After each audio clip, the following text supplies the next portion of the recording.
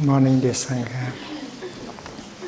Today is Thursday, the 14th of June, 2012, and we are in the Still Water Meditation Hall of Upper Hamlet. This is the 14th day of our 21-day retreat. When you breathe in with the sound of the bell, we might breathe in such a way that joy is possible during the time of breathing in. And it is possible.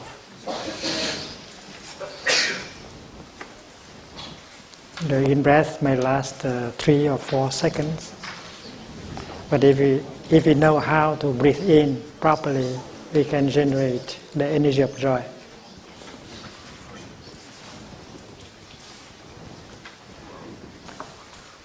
And when we breathe out, we can generate the energy of happiness. Because joy and happiness are possible with the practice. The same thing is true when you walk. Every step can bring peace, joy, and happiness. And as a good practitioner, we should be able to do so. And to set an example for other people who are new to the practice. During the first week of our retreat, we were given instructions as how to sit, how to breathe, how to walk, so that we can generate the energy of peace and happiness and joy. And we don't have to repeat every day the teaching. But once we have received the teaching, we have to apply to our daily life. Because a good practitioner is able to generate the energy of peace and joy and happiness. A good practitioner is capable of handling a feeling of pain, a painful emotion.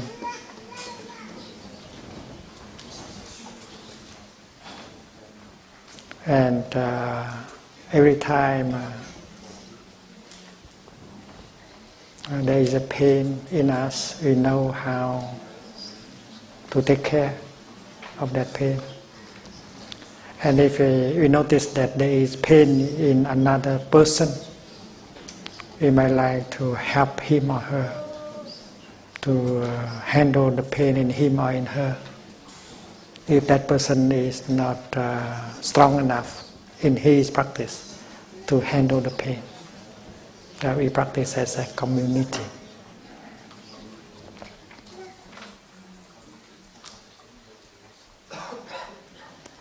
Breathing in, I feel joy. That is not auto-suggestion. This is a practice.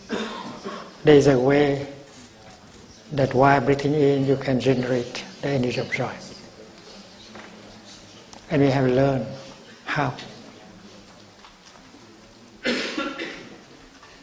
And we know that the energy that can bring joy is the energy of mindfulness, concentration and insight. Look at this logo of Plum Village. you see smrti, which means mindfulness, on your left. Samadhi in the middle, which is concentration. And prajna on the right, it means insight. And that is the three kinds of energies that we generate during the practice. And with these three energies, you can easily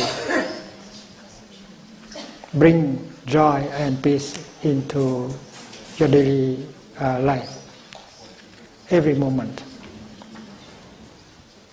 And if together we practice like that, we will generate a collective energy of peace and joy and happiness that can help transform everyone in the Sangha.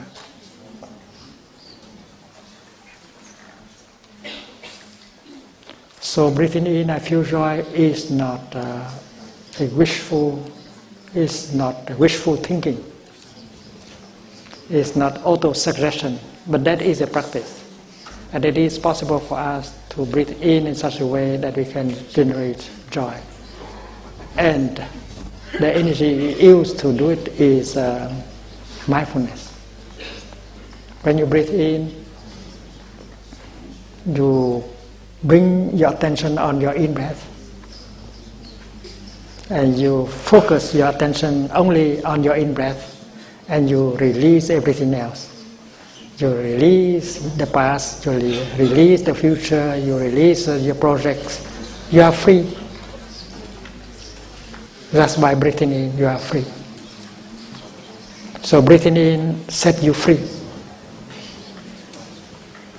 If you breathe mindfully,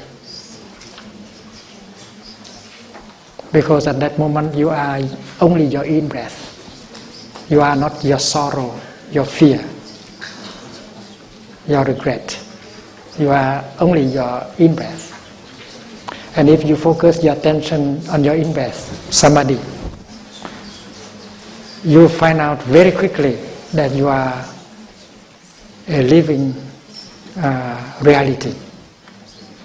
You are alive. You are present in the here and the now. You are sitting on this beautiful planet Earth. You are walking on this beautiful planet Earth. And around you is the sunshine, the trees, the blue sky, and things like that. So mindfulness and concentration put you in touch with the wonders of life.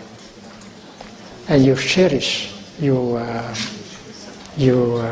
treasure, you see the value of these things. You know that to be alive is really a miracle. And that is why breathing in you can feel joyful. That is not auto-suggestion, that is not wishful thinking. The joy is the effect brought to you by mindfulness and concentration and insight. Breathing in, you touch the fact that you are alive, that your lungs are still healthy. You can breathe in freely, and that is already insight. There are people who breathe in but do not know that they are breathing in. They do not know that they are alive. They do not know that there are wonders of life in themselves and around them. So there is no insight. But you who breathe mindfully, focusing on your in-breath, you know that you are alive, that life is a miracle, that you are living that miracle in the here and the now. So that is insight already. You don't have to practice 8 years in order to have some insight.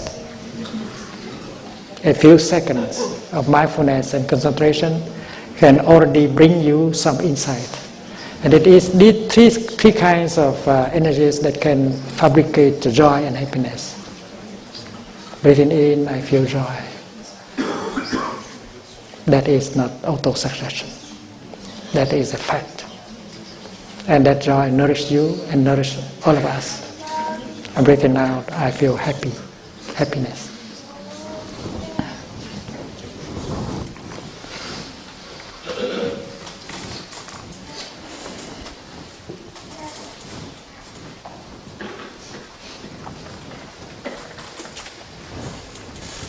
When we sit, we can enjoy our breathing and we can enjoy our sitting. To sit peacefully, upright, relaxingly, to be fully present in the here and now is something very beautiful. It's a pleasure. So, joy while breathing.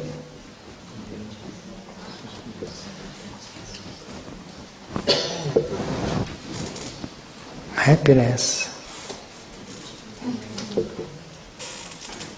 while sitting.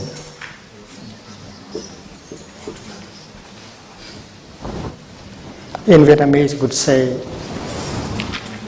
hít thở,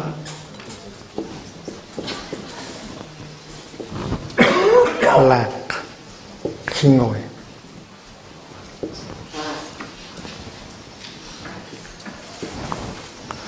So while breathing in, you can use the word hít thở. I feel joy while I am breathing.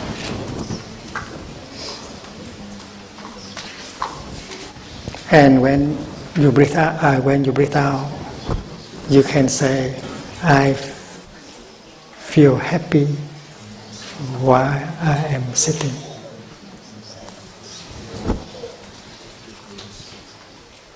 Joy while sitting, while breathing. Happiness while sitting. And you just use these words in order to guide you. And every in-breath can bring joy, and every in-breath, out-breath can bring happiness.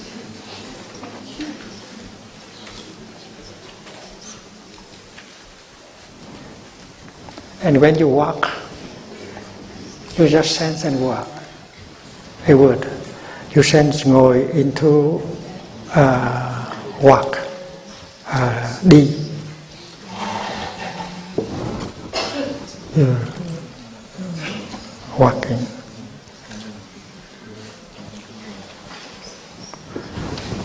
Joy while breathing, happiness while walking.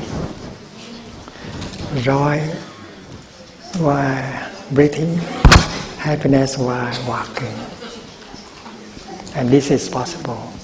So from your room, your tent, to the meditation hall, you enjoy every step.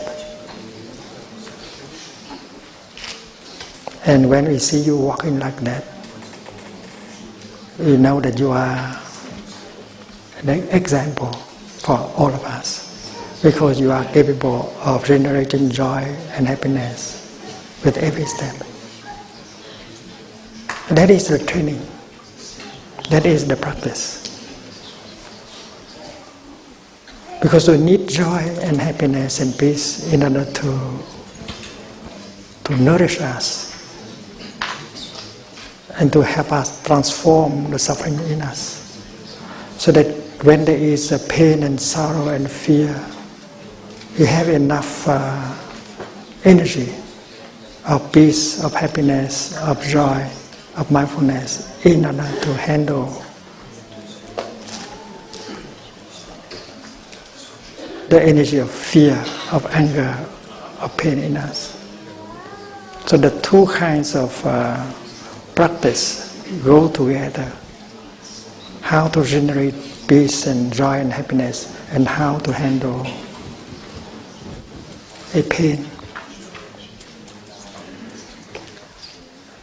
And our time here is to do that. Not just to sit and tell each other of our suffering and allow the suffering to overwhelm us. That's not the way we conduct a Dharma discussion. In a Dharma discussion, the energy, the collective energy of mindfulness should be strong. And when one person show her suffering and ask the whole Sangha to recognize and embrace her suffering, everyone should be able to use mindfulness concentration in order to help the concerned person to embrace her suffering. And if we do that, there will be transformation and healing, not only in that person but in us. Because in us there may be very much the same kind of pain. But we do not just allow the energy of suffering to overwhelm us. Because we are practitioners, we are not victims. We can generate energy of mindfulness, concentration, insight and peace in order to recognize and embrace the pain in him, in her and in us. So if you lead a Dharma discussion, you should know how to conduct the Dharma discussion in such a way that we learn and transform, even if someone suffers and asks us to help in order to recognize and embrace his suffering. Because practicing as a Sangha, we can profit from the collective energy of the Sangha.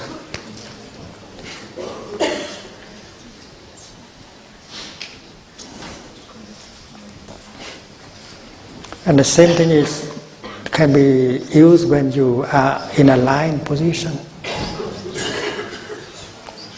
You lie down on your bed. You are about to go to sleep, to sleep. And instead of thinking of this or that, you go back to your breathing, and you practice breathing in and breathing out. Hí khi thở là khi nằm.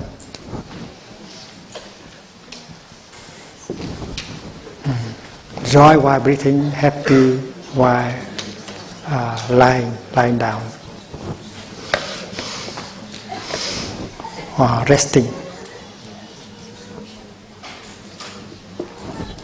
Joy while breathing, happiness while resting. And you breathe like that. And if you concentrate on your in-breath and out-breath and allow the joy and happiness to be generated, and then you can go into your sleep peacefully.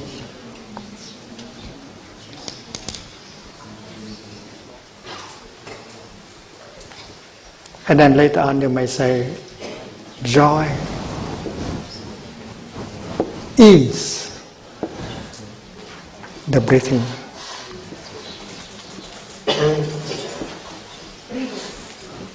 Happiness is the sitting. Hí khi thở. Hí là thở.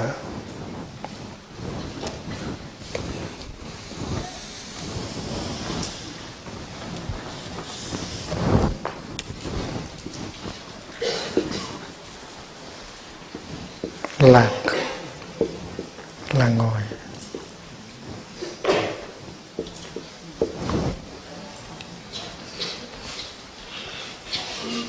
Hí khi thở, lạc khi ngồi. Hí là thở, lạc là ngồi. Joy while breathing, happiness while sitting.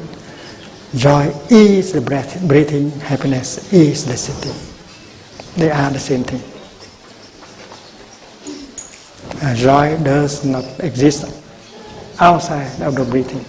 The breathing is joy itself, because the quality of breathing is so good.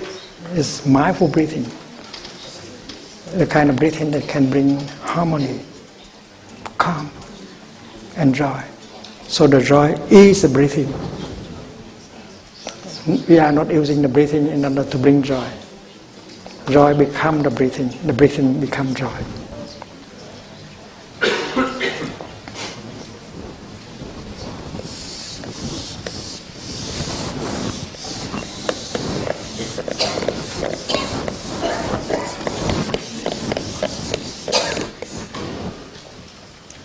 The word bhavana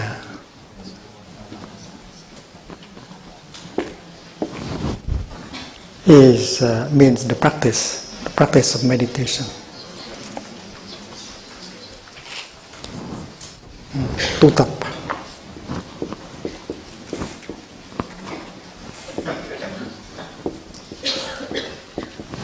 That is the training, the practice.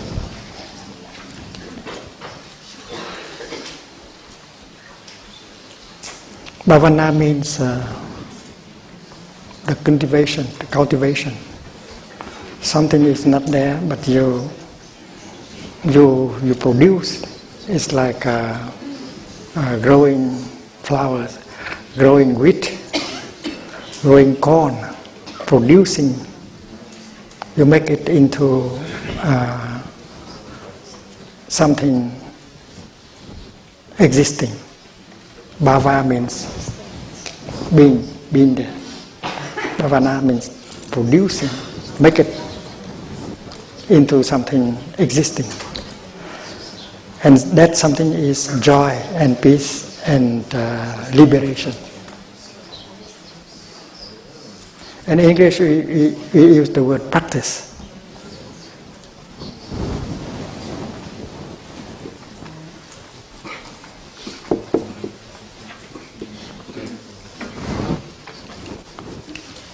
If we have a practice, if we have a good practice, if we have a solid practice, and then we should not be afraid of anything.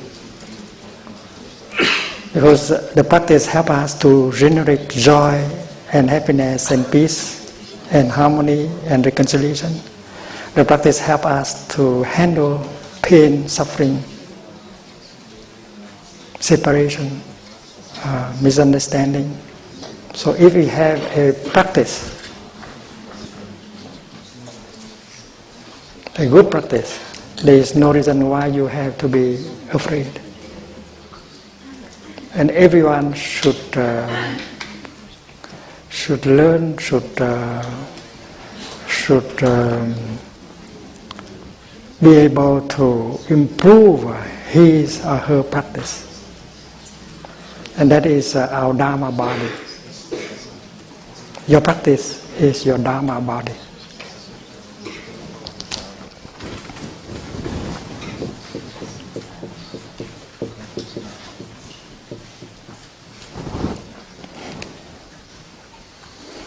One day the Buddha visited one disciple who was dying. His name is Vakali.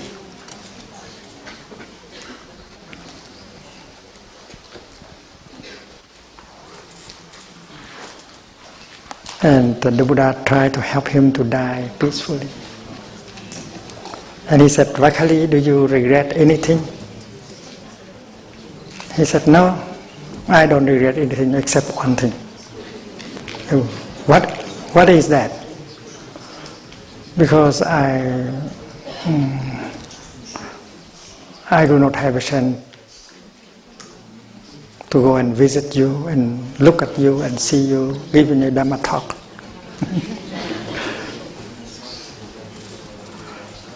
Vakali was very attached to the Buddha.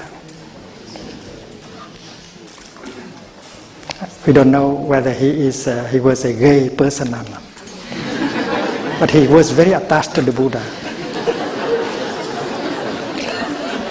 And because he was too attached to the Buddha, that is why he was not allowed to be attendant of Buddha after some time. Because a little bit too much attachment. Vakali is his name. And once he tried to commit suicide because the Buddha did not allow him to be attendant. Because he saw that there is a little bit too much attachment. But finally, the Buddha was able to help him, and he practiced well as a monk. And when he was dying, the Buddha went to visit him and help him to die peacefully. And he asked him, Vakali, do you still regret something? He said, Now I don't regret anything I have. I am very satisfied with the life as of a monk. I only regret that I will not have. I'm so sick I cannot go to the Dakuta mountain and sit in front of you and look at you and admire your beauty and listen to your Dhamma talk.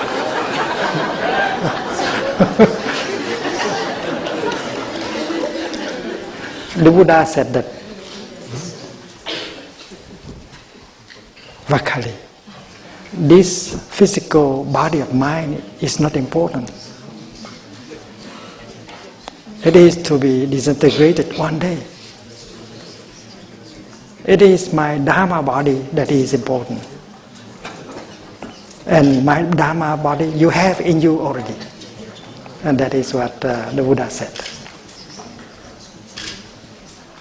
Because all of us have our physical body that will be disintegrated, but we still have our Dharma body, our practice, based on the teaching. So the Buddha was using the word Dharma body.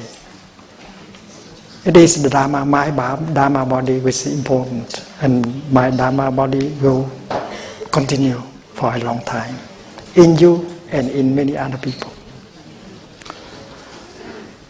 So every one of us has a physical body, but we do have a Dharma body, our practice. And if our body, our Dharma body is solid, is good, we don't have to be afraid of anything. Because with that Dharma body, we can sort out, we can resolve many difficulties. And that is why every one of us should nourish our Dharma body so that it becomes solid, strong enough. Everyone should have a spiritual dimension in his life. With a spiritual dimension, we have a good practice so that we can deal with difficulties in our life. And that is the practice. And you can get the practice from your teacher, from your Sangha. You come to the Sangha in order for your Dharma body to be born. Maybe the first Dharma talk you attended was the moment when your Dharma body was born. And if you continue to learn and to practice, your Dharma body continue to grow. And now your Dharma body is solid enough, and you can be very well on your own, and you can also help other people. So cultivating your Dharma body, your practice, your bhavana.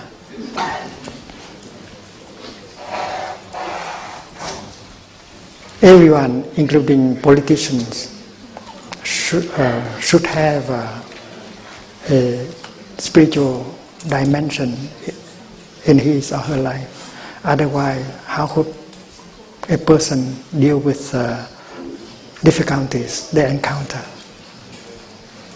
And that is bhavana, our practice, our Dharma body. And if our Dharma body is not solid enough, we have to try to help it grow into a solid Dharma body.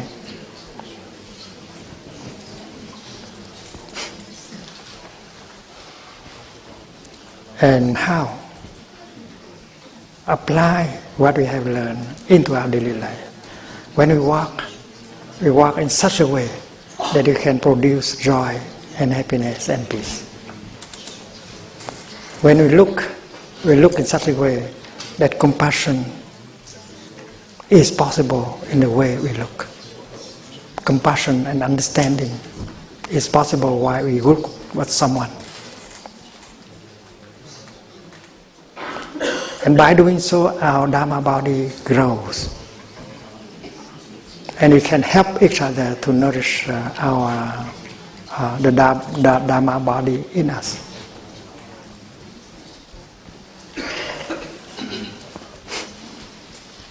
The Dharma should be the living Dharma.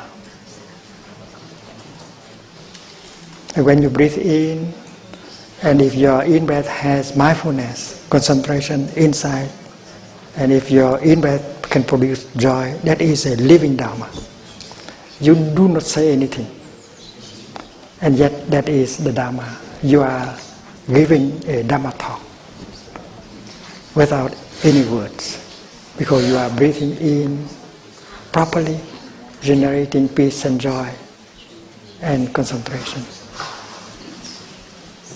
So the living Dharma is different from the spoken Dharma. It's different from the written Dharma. The written Dharma, the spoken Dharma are to help us to generate the living Dharma. And we should live our daily life in such a way that the living Dharma always inhabit us every moment. Brushing our teeth,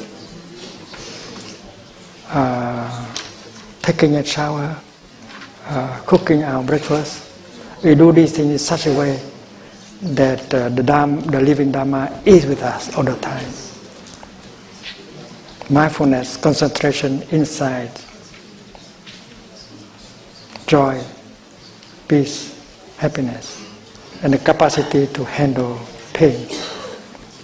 We need a living Dharma, and there are ways in order to make the living Dharma present with us in our daily life.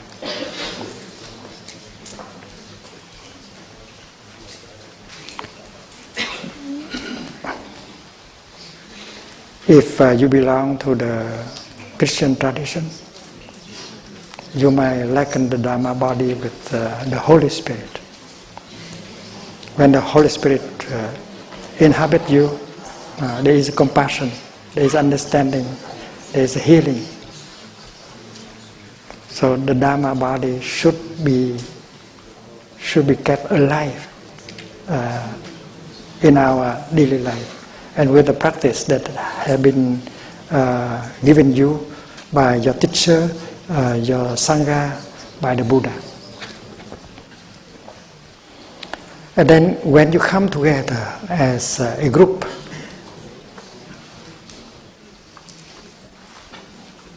as a community, that community is called Sangha. A Sangha is a group of people made up individuals who have the living Dharma in them. Otherwise, it's not a true Sangha. It's true Sangha. Sangha just means community. Therefore, a political party is also a Sangha. A family is also a Sangha. A corporation can be a Sangha. But Sangha in this meaning means there is harmony. There is the presence of the practice of mindfulness, concentration, insight, brotherhood, sisterhood.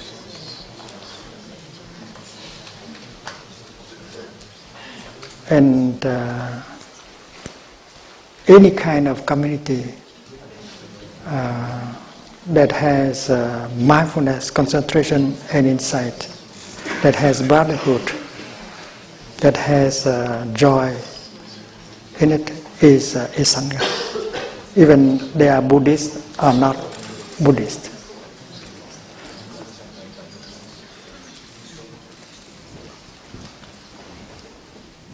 So Sangha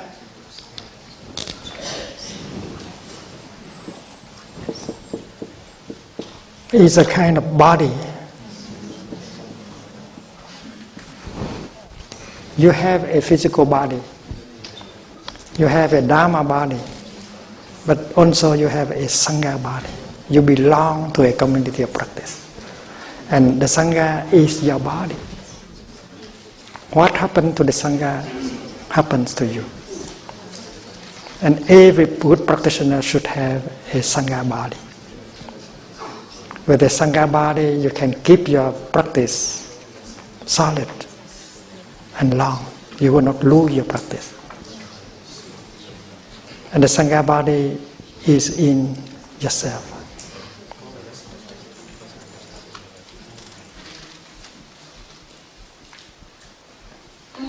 When I left my country in 1966, I tried to bring my Sangha with me in my heart.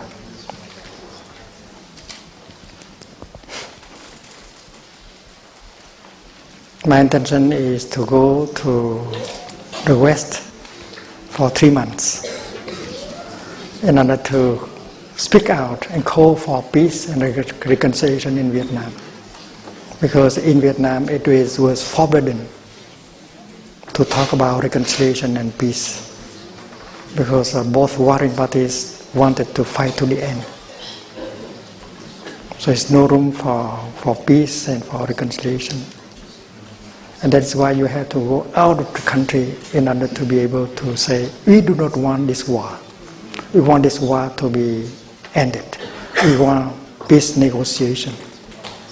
These things were not allowed to be said in 1965. And my intention is to go. We get an invitation from Cornell University in Ithaca, New York, to give a series of lectures. And after that, the Fellowship of Reconciliation helped organize a speaking tour in the United States of America so that they can voice the concern of Vietnamese people. We do not want this war. We want the war to stop. We don't want the hostilities to continue. And it was possible to say that in America. Even many people did not like it. Even the government did not like it. I think if the American embassy in Saigon, if they knew that I was going to America to call for a cessation of the war, they would not have given me the visa. So I presented to them the invitation letter from Cornell University. And after having spoken out, I was not allowed to go home, and had to spend 40 years in exile outside of the country. You have to pay a certain price for what you do.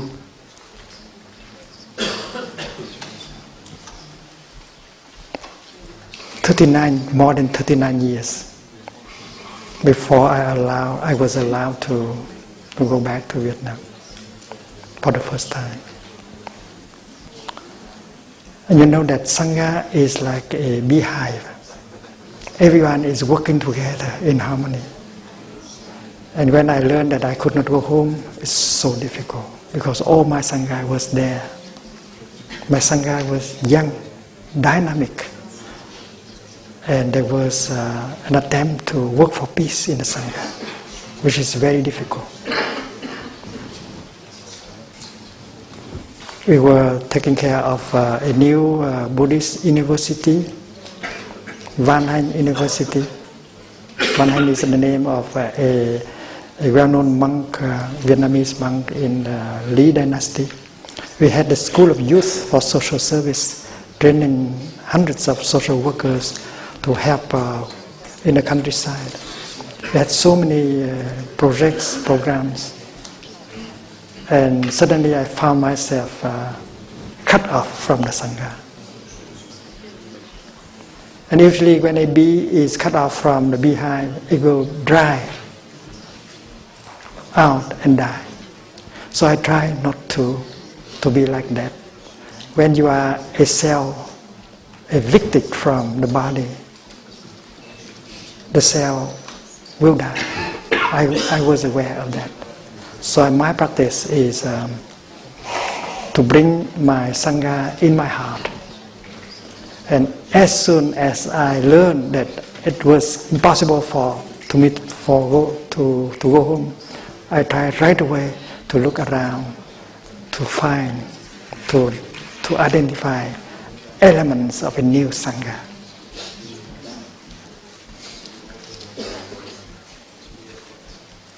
Because I know that I cannot survive without the Sangha. There were no Buddhist practitioners with me at that time.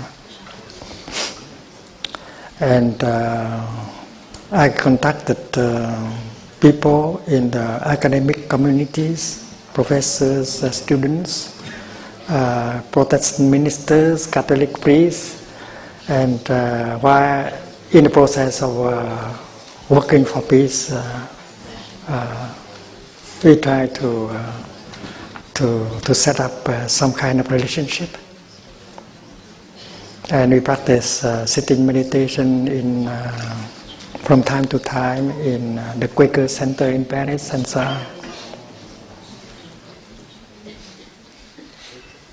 on.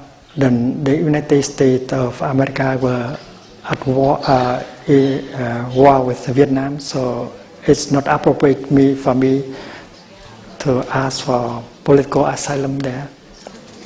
So I tried to go to France and set up a community of practice, beginning with the young people who came and helped us in the work of calling for peace. So we organize a sitting meditation, walking meditation in our office and so on. And that's how the first book of meditation offered to the West was written, The Miracle of Mindfulness. And I was trying to set up a Sangha in order to take refuge in. Because I don't want to dry up like a bee out of beehive, a cell evicted from the body, the community of cells. So every practitioner, in order to be able to continue the practice, maintain the practice, to solidify the practice, should try to build a Sangha.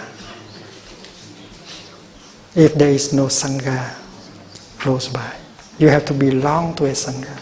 You have to begin building a Sangha. That is why in the many retreats we offer a little bit everywhere in Europe, America and Asia.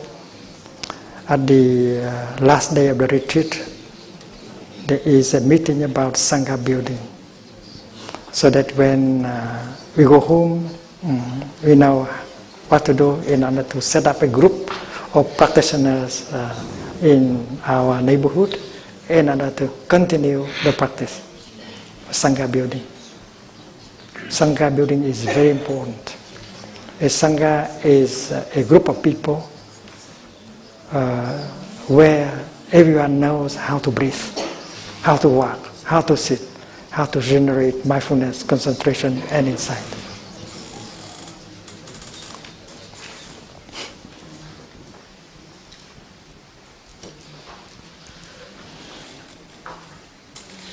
And when a Sangha is capable of generating the energy of mindfulness,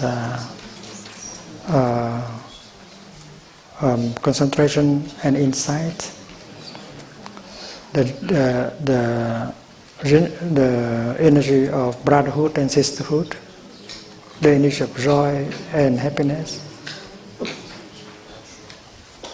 it is a true Sangha.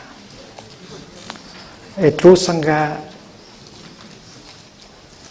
a Sangha body is always inhabited by the true Dharma. That is why when you look at a Sangha, when you look into a Sangha, you can recognize whether that is a true Sangha or not a true Sangha. A true Sangha is a Sangha that has the living Dharma in it.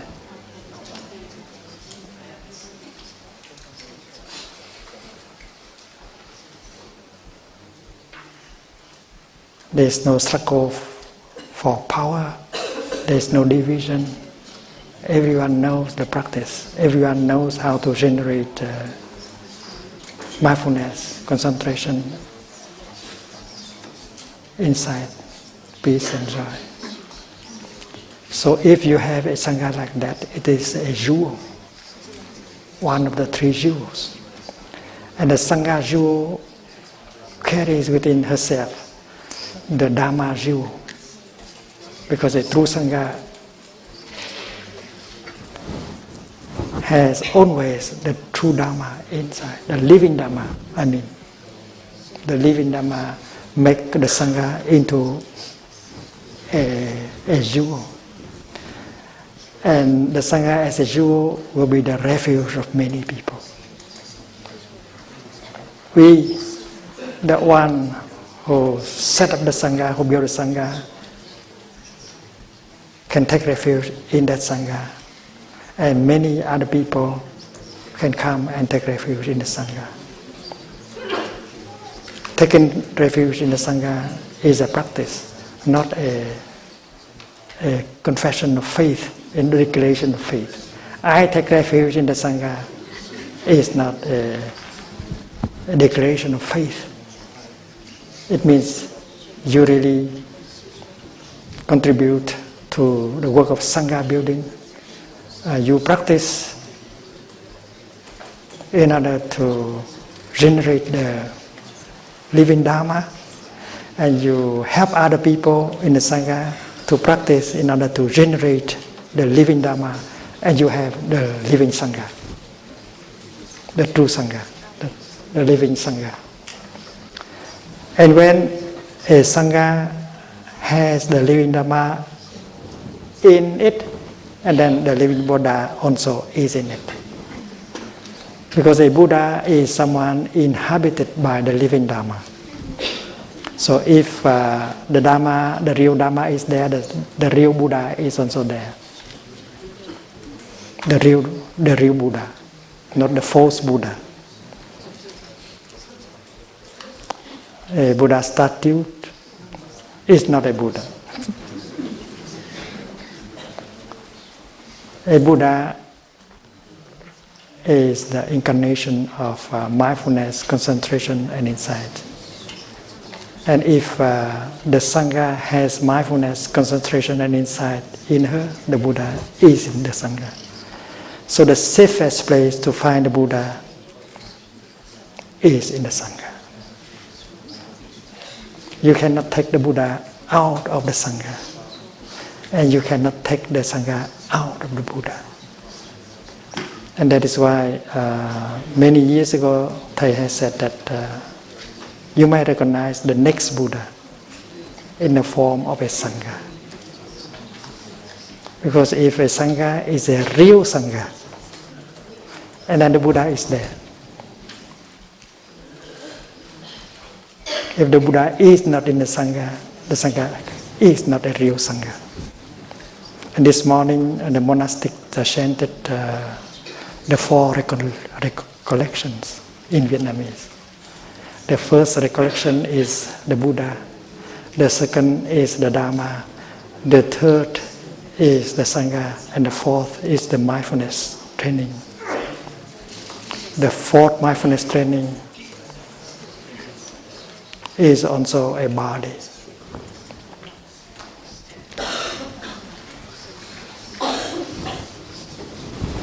We have the body, Buddha, the Buddha body.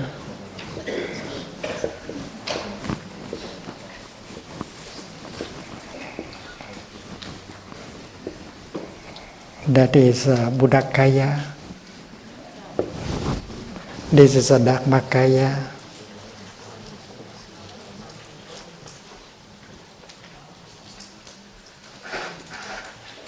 This is Sanghakaya.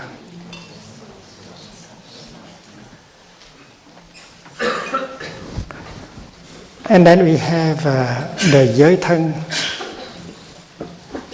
With another body that we have is the Sila Sangha.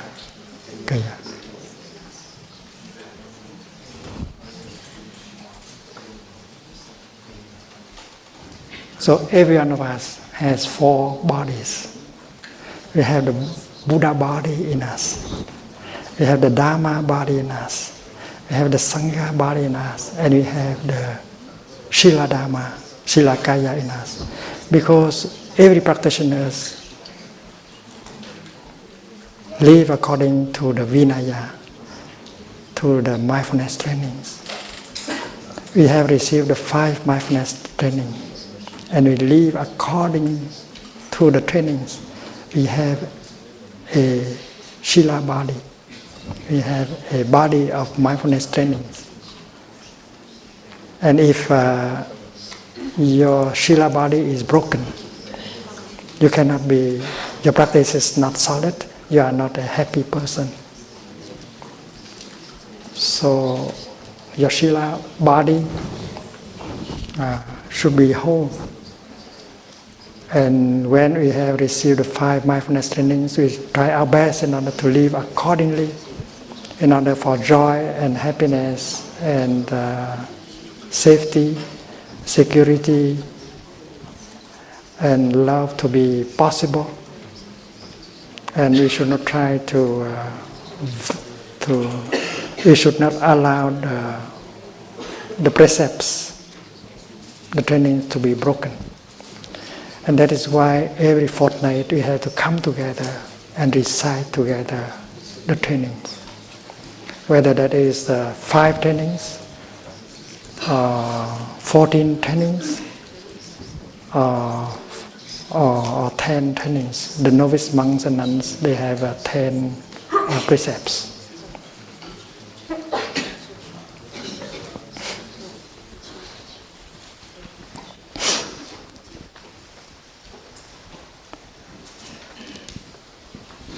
So there are 4 kinds of bodies that everyone has as a practitioner. The Buddha body is in you, the Dharma body is in you, the Sangha body is in you, and the Shila body, the body of the precepts body are in you. And we practice in such a way that these four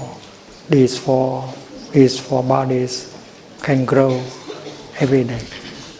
Of course, outside of these 4 bodies, we have the physical body. But after the disintegration of this body, the other bodies continue. And the physical body will be renewed in one way or another.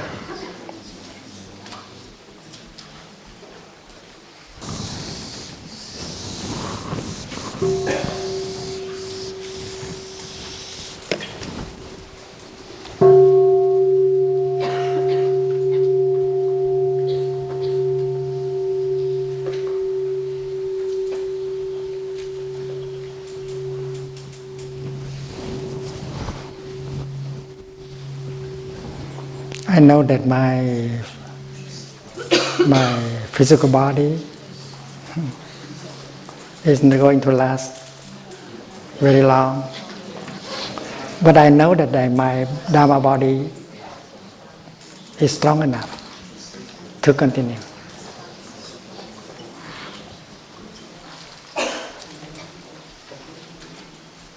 Sitting here, I can see my Dharma body everywhere.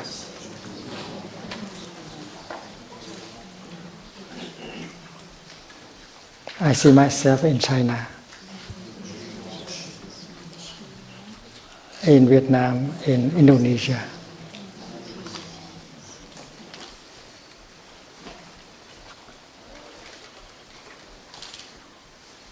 Because my practice has gone very far. And thanks to friends, Sanghas have been set up everywhere.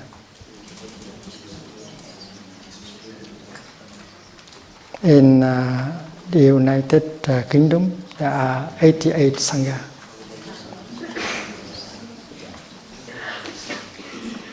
In Germany, very much the same. In America, maybe 600 or 700 sanghas. And everywhere, my friends, my colleagues, my disciples are practicing walking mindfully, breathing mindfully, smiling, generating joy and peace. So my Dharma body is going to last very long. It's like the Dharma body of the Buddha. The Buddha is still there, available. If you want to get in touch with the Buddha, it's easy. Just breathing in and out a few times, and you can touch the Buddha in the here and the now. We have learned that the Sangha body carries with herself the Buddha body. So when you touch your Sangha deeply, you touch the Buddha in your Sangha. And you are a cell of the Sangha, of your Sangha body, right? Every one of us is a cell of the Sangha body. And we know that the Sangha body carries within herself the Buddha body. So if the Sangha is a true Sangha, the Buddha is in the Sangha. And while you are a cell of the Sangha body, you are at the same time a cell of the Buddha body. It's wonderful to be a cell in the body of the Buddha. And actually you are one. Every one of us is one cell in the Buddha body. Why do you have to go and look for the Buddha elsewhere? You are already one cell in the Buddha body. Rejoice.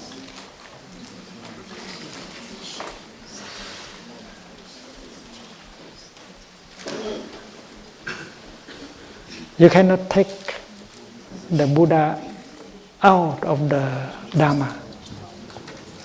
You cannot take the Dharma out of the Sangha, in case the Sangha is a true Sangha.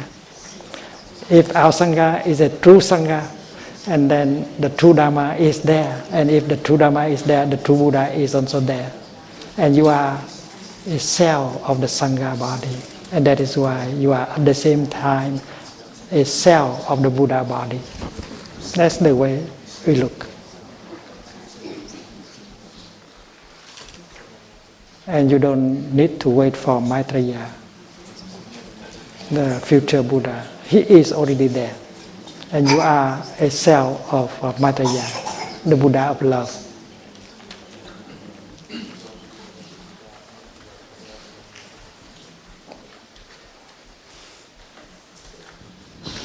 The next Buddha, according to Shakyamuni, is Mr. Love.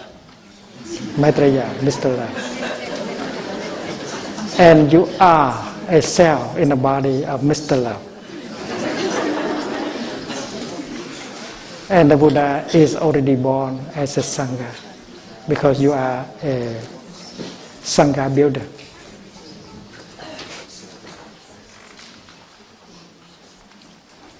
So Thay's 40 years of exile is not something negative. It can be something positive. Because of that exile, he was able to have an opportunity to build a Sangha in the West. And you are here as my Sangha. And I take refuge in my Sangha.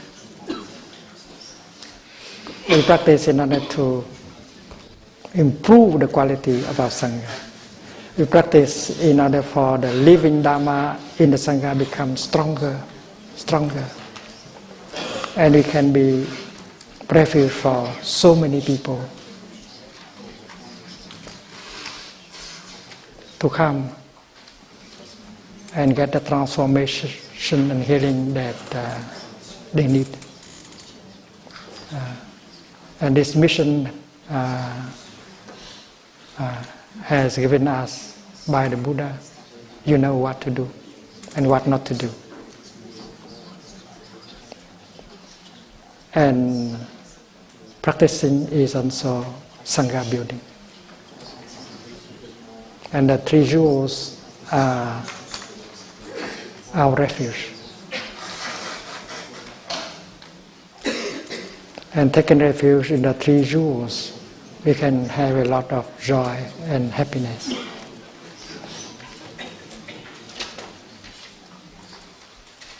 That those of us who are teaching in and helping inmates of prisons, and our Sangha body is there.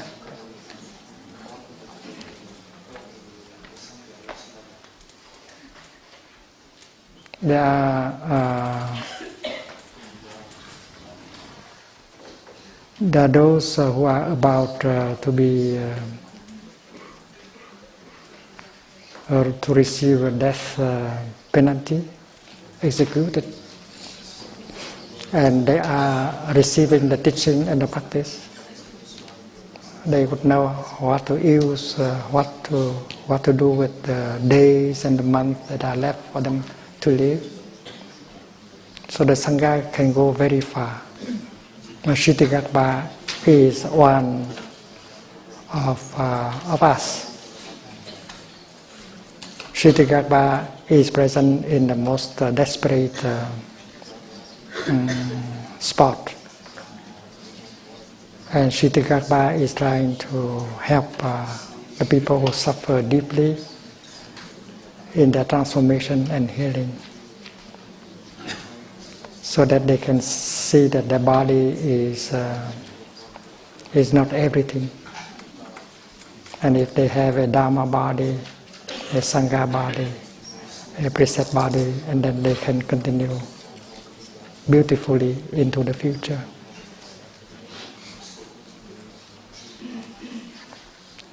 This 21-day retreat is one of the ways to celebrate the 30 years of Plum Village.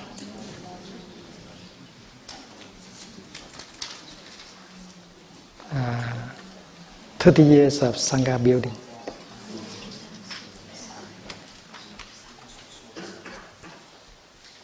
And we want to have a young Sangha, capable to transform the world, to protect Mother Earth, to reduce suffering, to promote more physical, mental health, to bring the practice into school, into corporations, into the army. And it is possible for us to bring the practice of mindfulness everywhere, not as a religion, but a practice that can bring relief. Because we know that a good practitioner is capable of relaxing his body, of reducing the amount of pain in her body. A good practitioner is capable of generating a feeling of joy, of happiness. A good practitioner is capable of handling a painful feeling, a painful emotion. A good practitioner is capable of using loving speech and deep listening in order to restore communication and bring about reconciliation. And we know that that practice can be offered to everyone in society.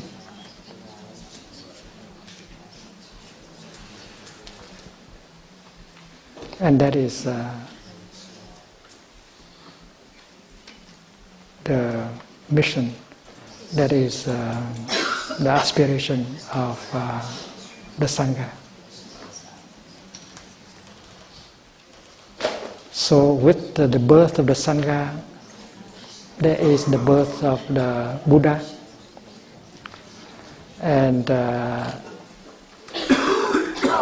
touching deeply the present moment, you can already touch the presence of Maitreya Buddha and his community.